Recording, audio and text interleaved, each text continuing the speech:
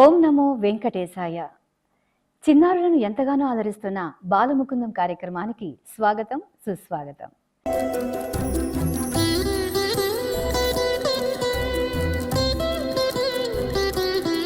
మట్టిలో విత్తనం వేస్తే మొక్క వస్తుంది. కానీ బాల్యంలో సంస్కారం అనే విత్తనం వేస్తే అది రేపటి సమాజానికి మహావృక్షంలా తయారవుతుంది. మన సంస్కృతి ఒక నిధి. మన చిన్నారులు ఆ నిధిని కాపాడే వారసులు. మరి అటువంటి అద్భుతమైన కార్యక్రమంలో పాల్గొనే చిన్నారులను ఆహ్వానిద్దాం.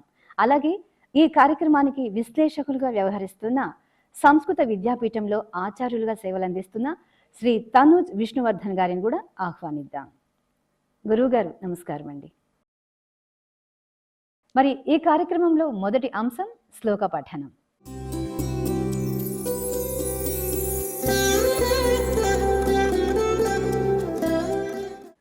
శబ్దం ప్రకృతి, శ్లోకం సంస్కృతి. చిన్నారులు పలికే ఒక్కో శ్లోకం మన పరిసరాలను ఎంతగా శుద్ధి చేస్తాయో ఇప్పుడు చూడబోతున్నాం. అక్షరాన్ని ఆయుధంగా కాకుండా ఆరాధనగా మార్చిన ఈ చిన్నారులను ఆహ్వానిద్దాం. ఓం నమో వెంకటేశాయ. నా పేరు హరిణి.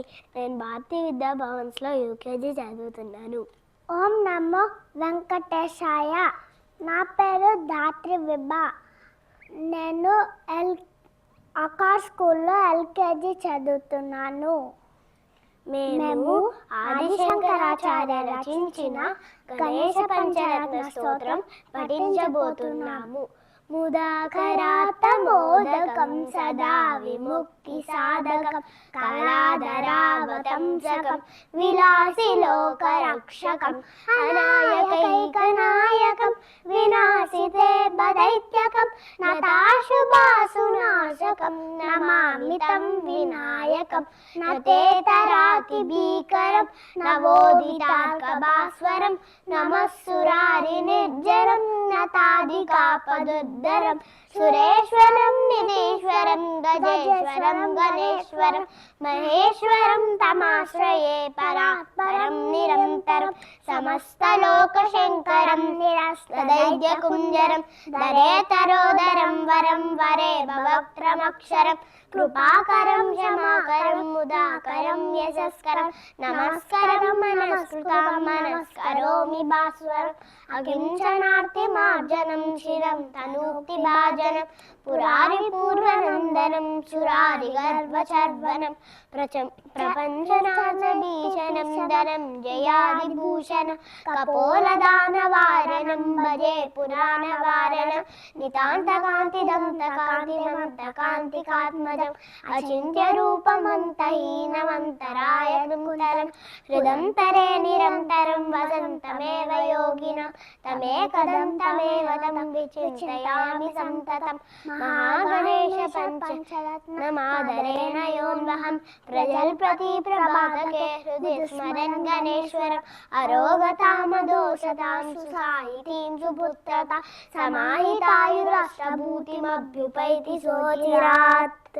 గురువుగారు, మరి ఈనాటి కార్యక్రమంలో చక్కటి శ్లోకాన్ని వినిపించిన ఆ చిన్నారిని గురించి మీ అభిప్రాయాన్ని తెలియజేయండి. చిన్నారులిద్దరూ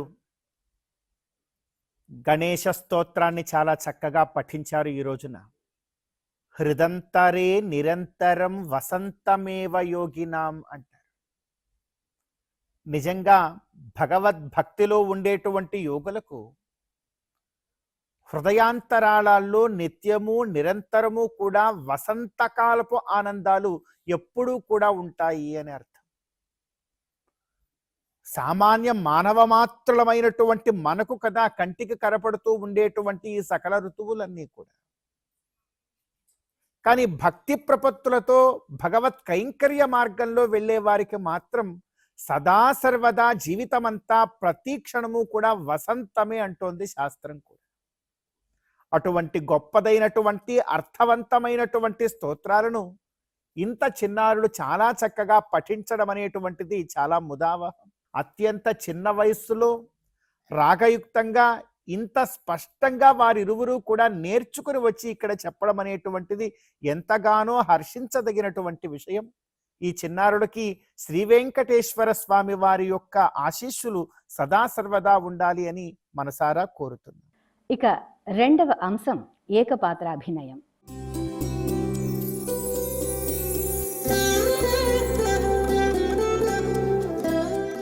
వేల ఏళ్ల క్రితం నాటి ధర్మాన్ని ఈనాటి చిన్నారులు తమ నటన ద్వారా మన కళ్ళ ముందు తెలియజేస్తున్నారు. ఒక్కటే రూపం, కానీ అందులో కనిపించేది దైవ స్వరూపం. ఆ పౌరాణిక పాత్రల జీవకళను చూపించడానికి మన ముందుకొస్తున్న చిన్నారిని ఆహ్వానిద్దాం. ఓం నమో వెంకటేశాయ. నా పేరు రామ్ శరణ్. నేను భారతీయ విద్యా భవన్స్లో 7వ తరగతి చదువుతున్నాను. నేను పెరియాల్వార్గా ఏకపాత్రాభినయం చేయబోతున్నాను. నారాయణ, నన్ను విష్ణు చిత్రుడినైనా లోకం నన్ను పెరియాల్వార్ అని పిలుస్తుంది. అయినా నీ ముందు నేను ఒక చిన్న సేవకుడినే స్వామి. శ్రీవిల్లిపుత్తూరులో నీ పుష్పవాటికలోనే నా జన్మను ముడిపెట్టావు. పూలు కట్టడమే నా పని, నీకు మాల వేయడమే నా ధ్యేయము. ప్రపంచానికేమో నేను వేదాలు నేర్చిన పండితుడిని, గొప్పవాణ్ణి. మరి నాకేమో పూలతో నిన్ను అలంకరించడం, ఆ అలంకరణలో నిన్ను తనివి తీరా చూడడం, నీ అతృప్త్యమృత సౌందర్యానికి ముగ్ధుడవ్వడం, మంత్రముగ్ధుడై తన్ను తామరవడం, ఇంతకన్నా గొప్ప వరమా అని మురిసిపోవడం నా దైనందిన కృత్యం. అందుకే పుస్తకాల్లో కాదు, పుష్పాల్లో నిన్ను చూశాను. ఒకరోజు నీలీలే నన్ను రాజసభకు పిలిచింది. నీవే సర్వోన్నతుడని వాదించాను. నేను చెప్పిన మాట వాదం కాదు ప్రభు, అది నా నమ్మకము. నీ కృపతో నీ దర్శనమే నా మాటకు సాక్ష్యమయ్యింది. అప్పుడు లోకం నన్ను పెరియాల్వార్ అని పట్టం కట్టింది. అయినా నీ ముందు నేనెంత స్వామి. ప్రభు, నువ్వే నాకు ఒక బిడ్డనిచ్చావు. ఆ చిన్న పాప గోదమ్మ. నేను ఆమెను పెంచాను, కానీ నడిపించింది మాత్రం నీవే స్వామి.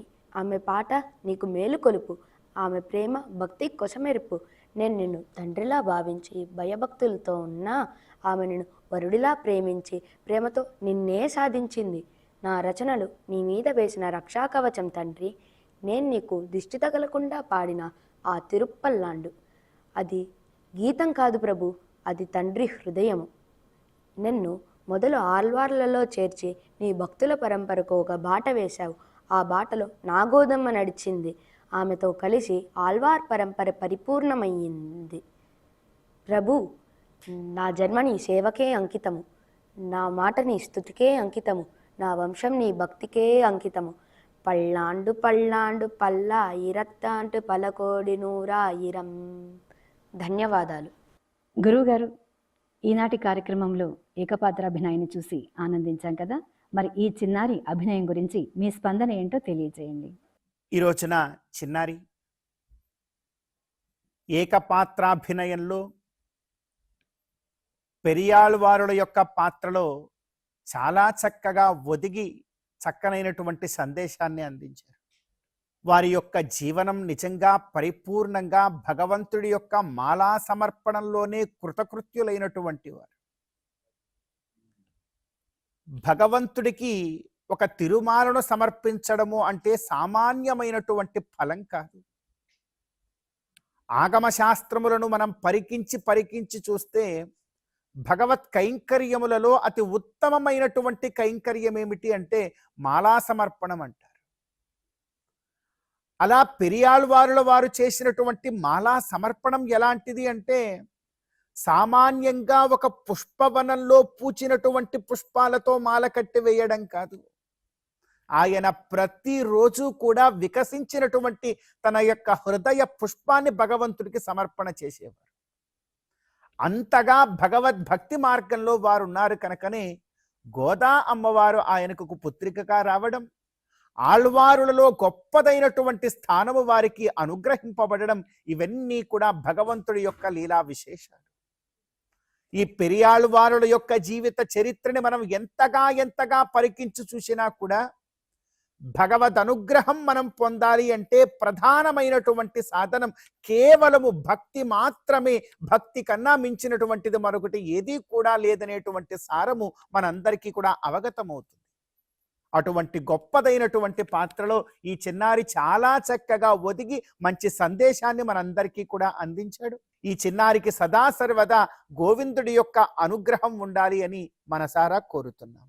ఇక మూడవ అంశం కళా వైభవం.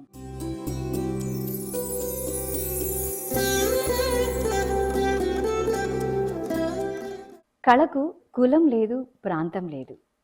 దానికి తెలిసింది కేవలం భక్తి మాత్రమే. ఎవరైతే తమ కళ నైపుణ్యాన్ని దేవుడికి అంకితం చేస్తారో వారే నిజమైన కళాకారులు. మరి ఈనాటి కళా వైభవంలో ఈ చిన్నారి ఏ ప్రదర్శననిస్తుందో వీక్షిద్దాం. ఓం నమో వెంకటేశాయ. నా పేరు వెర్నిక. నేను లిటిల్ ఏంజల్స్ పాఠశాలలో 2వ క్లాసు చదువుతున్నాను. మా గురువు గారి పేరు సుభాష్ని గారు. ఇప్పుడు నేను చేయబోయే పాట ఓం మహాప్రాణదీపం. మహాప్రాణదీపం శివం శివం మహుకార రూపం శివం శివం మహాసూర్యచంద్రాగ్నినేత్రం పవిత్రం మహాగాఢతిమిరాంతకం సౌరగాత్రం మహాకాంతిబీజం మహాదివ్యతేజం భవానీ సమేతం భజే మంజునాథం. నమః శంకరాయ చ మయస్కరాయ చ నమః శివాయ చ శివతరాయ చ భవహరాయ చ మహాప్రాణదీపం శివం శివం భజే మంజునాథం శివం శివం అద్వైత భాస్కరం అర్ధనారీశ్వరం త్రిదశ హృదయంగమం చతురుదధి సంగమం పంచభూతాత్మకం షట్శత్రునాశకం సప్తస్వరేశ్వరం అష్టసిద్ధీశ్వరం నవరస మనోహరం దశ దిశాసు విమలం ఏకాదశోజ్వలం ఏకనాథేశ్వరం ప్రస్తుతివ శంకరం ప్రణతజన కింకరం దుర్జన భయంకరం సజ్జన శుభంకరం ప్రాణిభవతారకం ప్రకృతిహితకారకం భువన భవ్య భవనాయకం భాగ్యాత్మకం రక్షకం ఈశం సురేశం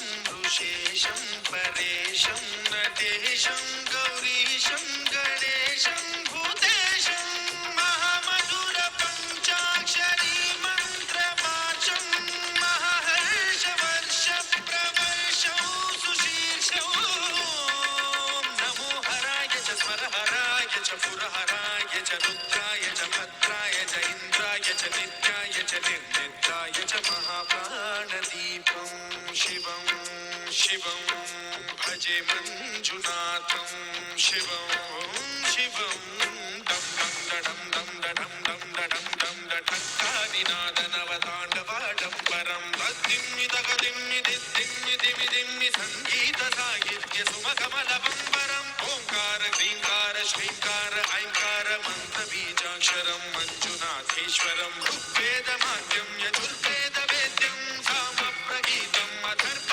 ప్రభాతం పురాణేతిహాస ప్రసిద్ధం విశుద్ధం ప్రపంచైక సూత్రం విబుద్ధం సుసిద్ధం నకారం మకారం శ్రీకారం బకారం యకారం నిరాకార సాకార సారం మహాకాల కాలం మహానీలకంఠం మహానందనందం మహాటాటహాసం జటాజూటరంగైక గంగా సుచిత్రం జ్వలద్పుత్ర నేత్రం సుమిత్రం సుగోత్రం మహాకాశభాసం మహాభానులింగం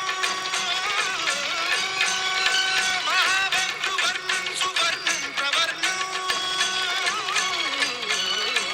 సౌరాష్ట్ర సుందరం సౌమనాథేశ్వరం శ్రీశైలమందిరం శ్రీమల్లికార్జునం ఉజ్జయినిపుర మహాకాళేశ్వరం వైద్యనాథేశ్వరం మహాభీమేశ్వరం అమరలింగేశ్వరం రామలింగేశ్వరం కాశీ విశ్వేశ్వరం పరం కృష్ణేశ్వరం త్ర్యంబకాధీశ్వరం నాగలింగేశ్వరం శ్రీ కేదారలింగేశ్వరం లింగాత్మకం జ్యోతిలింగాత్మకం వాయులింగాత్మకం ఆత్మలింగాత్మకం అఖిలలింగాత్మకం అగ్ని సోమాత్మకం అనాదిం అమేయం అజేయం అచింత్యం అమోఘం అపూర్వం అనంతం అఖండం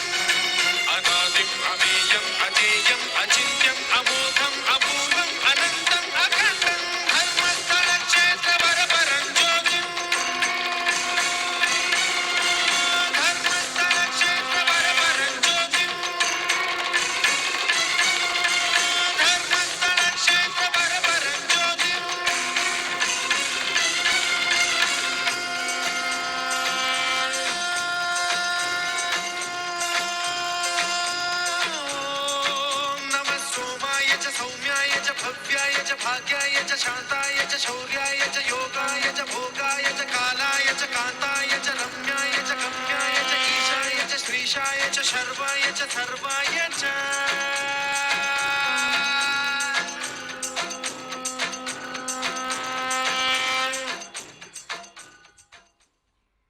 గురుగారు చిన్నారి ప్రదర్శించిన అంశాన్ని వీక్షించాం కదా, మరి మీ స్పందన ఏంటో తెలియచేయండి. యాః క్రియాః సంప్రయుక్తాః స్యుః ఏకాంతగతబుద్ధిభిః తాః సర్వాః శిరసా దేవః ప్రతిగృహ్ణాతి వా స్వయం. ఇది చాలా గొప్పదైనటువంటి సూక్తి. మనము ఏ కళనైనా కూడా నేర్చుకొని ఆ కళని భగవత్ కైంకర్య రూపంగా భావన చేసి దానిని కనుక మనం పరమాత్మకి సమర్పణ చేస్తే భగవంతుడు ఆ కళని శిరసా స్వీకరిస్తాడు అని మనకు శాస్త్రం చెప్తోంది. అతి సంగీతము కావచ్చు, నాట్యము కావచ్చు, ఏదైనా ఒక వాద్య విశేషము కావచ్చు, ఏదైనా కూడా అది భగవత్ కైంకర్యంగా మనం నేర్చుకోవాలి, అది భగవత్ కైంకర్యంగా మనం ప్రదర్శించాలి. అలా ఎప్పుడైతే దానిని భగవత్ కైంకర్యంగా మనం ప్రదర్శిస్తామో అది మోక్షదాయకమవుతుంది. ఈ మానవ జన్మకు అది గొప్పదైనటువంటి సార్థక్యాన్ని కలగజేస్తుంది అని శాస్త్రం. అటువంటి వాద్య విశేషాలను, గానములను, నాట్యములను ఈ బాలముకుందం కార్యక్రమంలో చిన్నారులు ఎంతో చక్కగా వారి వారి యొక్క కళను ప్రదర్శిస్తూ ఉన్నారు. వాటన్నింటినీ కూడా మనం వీక్షించాలి. అలా వీక్షించి ఇటువంటి కళా ప్రదర్శన చేసినటువంటి చిన్నారులకు ఆ గోవిందుడి యొక్క అనుగ్రహం సదా సర్వదా ఉండాలి అని మనసారా కోరుకుందాం. ఇక ఈనాటి కార్యక్రమంలో చివరి అంశం సంప్రదాయ వస్త్రధారణ.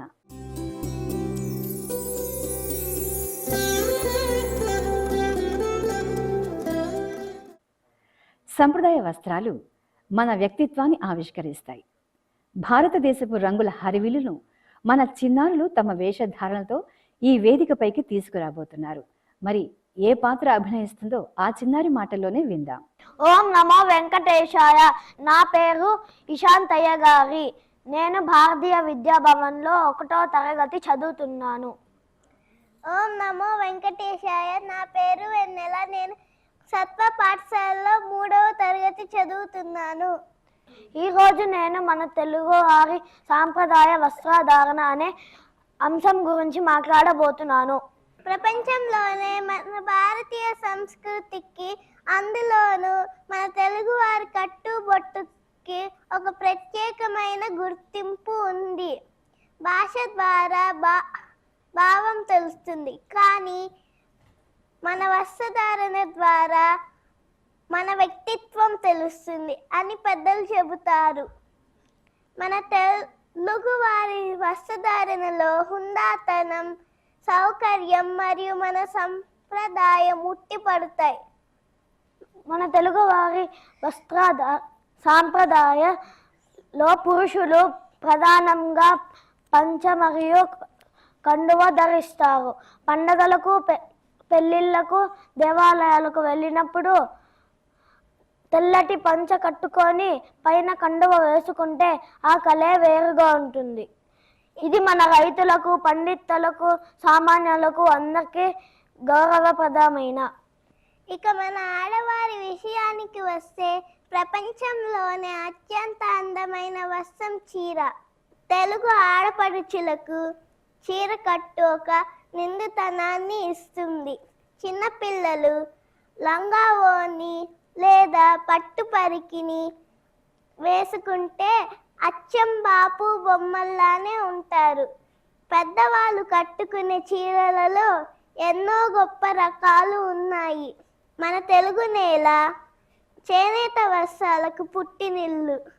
పోచంపల్లి, గద్వాల్, వెంకటగిరి, ధర్మవరం, ఉప్పాడ వంటి పట్టు చీరలు ప్రపంచ ప్రఖ్యాతిగాంచాయి.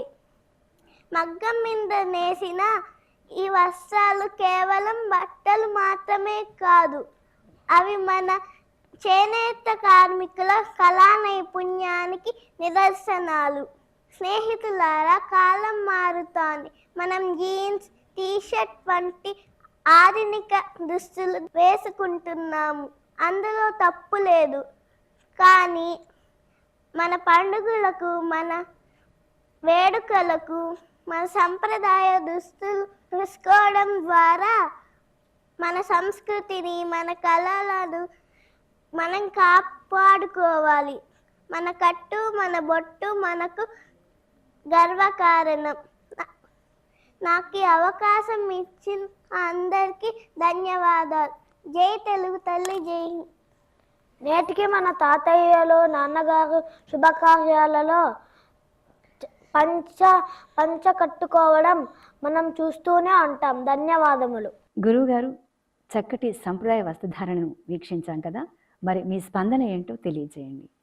చిన్నారులిద్దరూ కూడా ఈ రోజున బాలముకుందం కార్యక్రమంలో అచ్చ తెలుగు ఆంధ్ర పురుషుడు వలె, అదేవిధంగా తెలుగు ఆడబడుచు వలె ఇద్దరూ కూడా చాలా చక్కనైనటువంటి వస్త్రధారణతో మన ఎదురుగా వచ్చారు. చిన్నారులిద్దరూ కూడా మాట్లాడుతూ, కాలం మారిపోతూ ఉన్నది, ఈ రోజున మనం ధరించేటువంటి వస్త్రాలన్నీ కూడా జీన్స్ ఇత్యాదులన్నింటినీ కూడా ధరిస్తూ ఉన్నాం. కానీ కనీసము పర్వదినాలలో అయినా, ఏదో విశేషమైనటువంటి పూజాకృతువుల్లో అయినా కూడా మన సాంప్రదాయాల్ని మనం పాటించాలి అనేటువంటి ఒక మాట ఆ చిన్నపిల్లల ద్వారా చెప్పించినటువంటి ఆ పెద్దలు ఎవరైతే ఉన్నారో వారికి, అదేవిధంగా ఇంత చక్కనైనటువంటి విషయాన్ని ఇంత చిన్న వయసులోనే చాలా స్పష్టంగా చెప్పినటువంటి ఈ చిన్నారులకి కూడా ఆ గోవిందుడి యొక్క అనుగ్రహం సదా సర్వదా ఉండాలి. విశేషించి ఈ వస్త్రధారణ సంప్రదాయం ఏదైతే ఉన్నదో అది కేవలము మానవులకి గౌరవ కారణమే కాదు, ఎంతో గొప్పదైనటువంటి తాత్వికత కూడా అందులో దాగి ఉంటుంది. అటువంటి తాత్వికతని కూడా తెలుసుకునే ప్రయత్నం ఈనాటి యువతరం ఎంతైనా చేయవలసినటువంటి ఆవశ్యకత ఉన్నది. మరి ఈ అంశంలో ప్రతి ఒక్కరికి కూడా గోవిందుడి యొక్క అనుగ్రహం ఉండాలి అని, ముఖ్యంగా చిన్నారులకి సదా సర్వదా గోవిందుడు రక్షగా ఉండాలి అని మనసారా కోరుతున్నాను. గురువుగారు, నేటి బాలలే రేపటి పౌరులు అంటారు. మరి మా చిన్నారుల కోసం ఒక మంచి మాటను తెలియజేయండి. చదువది ఎంత గల్గిన రసజ్ఞత ఇంచుక అయిన లేనియా చదువు నిరర్ధకంబు, గుణ సంయుతులెవ్వరు మెచ్చరెచ్చటన్ పదనుగా మంచి కూరనల పాకము చేసిన నైనందు నింపొదవెడు నుప్పులేక రుచు పుట్టుట నేర్చుటనయ్య భాస్కరా. మన తెలుగులో ఈ శతక సాహిత్యంలో చెప్తారు, చదువది ఎంత గల్గిన రసజ్ఞత ఇంచుక అయిన లేని ఆ చదువు నిరర్థకంబు అంటే, ఈనాటి చిన్నారులు ఎంత గొప్పగా అధ్యయనం చేసినా కూడా ఆ అధ్యయనము చేసినటువంటి ఆ చదువులో రసజ్ఞత ఉండాలి. అంటే ఆ చదువు యొక్క రసమును వారు స్వీకరించగలగాలి. ఆ చదువు రుచి వారికి అర్థం కావాలి. ఎందుకంటే ఈనాటి విద్యా వ్యవస్థ ఎలా ఉన్నది అంటే, పుస్తకాన్ని వీక్షించి ఆ పుస్తకములో ఉండేటువంటి అక్షర సముదాయాన్ని అలా గట్టిగా కంటతా చేసి, మరలా తిరిగి గురువు గారు అడిగితే దాన్ని అదే విధంగా అప్పజెప్పేసి, మళ్ళీ పరీక్షలు వస్తే దాన్ని అదే విధంగా రాసేసి, అమ్మయ్యా మేము చాలా గొప్పగా చదివేశాము అని అనుకుంటున్నారే తప్ప, అసలు ఆ అక్షర సముదాయములో ఉండేటువంటి సారమేమిటి, దాన్ని చదివినందువల్ల మనకు జ్ఞానములో కలిగేటువంటి వృద్ధి ఏమిటి, మరలా తిరిగి రాసేటప్పుడు ఎలా ఉన్నదో అలానే రాస్తున్నామా, లేకపోతే దానిని మనం అర్థం చేసుకున్నటువంటి రీతిలోకి మార్చి అక్కడ ప్రదర్శిస్తున్నామా అనేటువంటి రసజ్ఞత ఈనాటి ఎంతో మంది చిన్నారుల్లో కరువైపోతుంది.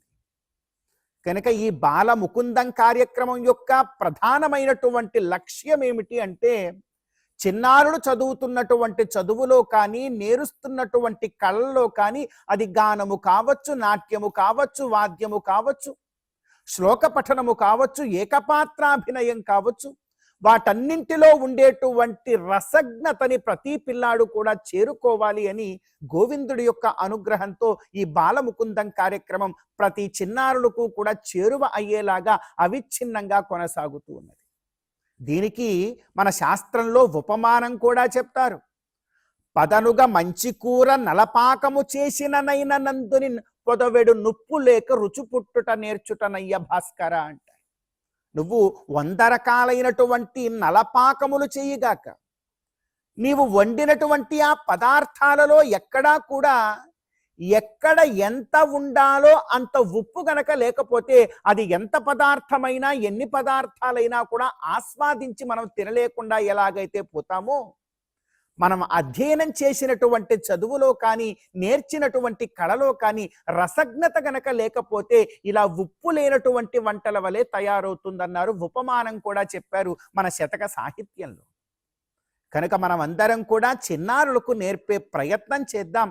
వారు నేర్చినటువంటి విద్యలో, వారు నేర్చుకున్నటువంటి కళలో రసజ్ఞతని పిల్లలు ఆస్వాదిస్తున్నారా లేదా అనేటువంటి ఒకానొక పరీక్షణం ఎప్పటికప్పుడు తల్లిదండ్రులు, గురువులు వారిని చూస్తూనే ఉండాలి.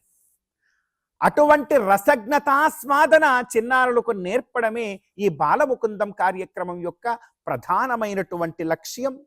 ఈ లక్ష్య సాధనలో ఈ కార్యక్రమం ద్వారా ఎంతో మంది చిన్నారులు కృతకృత్యులు కావాలి అని చెప్పి గోవిందుణ్ణి మనసారా కోరుతూ ఉన్నాం. చూశారు కదండి బాలముకుందం కార్యక్రమం. ఈ కార్యక్రమంలో తమ చిన్నారులు తమ ప్రతిభా పాఠవాలను మన ముందు ప్రదర్శించి మనల్ని అలరించారు. వీరికి ఆ స్వామివారి ఆశీస్సులు సంపూర్ణంగా ఉండాలని మనస్ఫూర్తిగా కోరుకుంటూ వచ్చే కార్యక్రమంలో మరికొన్ని చిన్నారుల ప్రతిభతో మీ ముందుంటాం. ఓం నమో వెంకటేశాయ.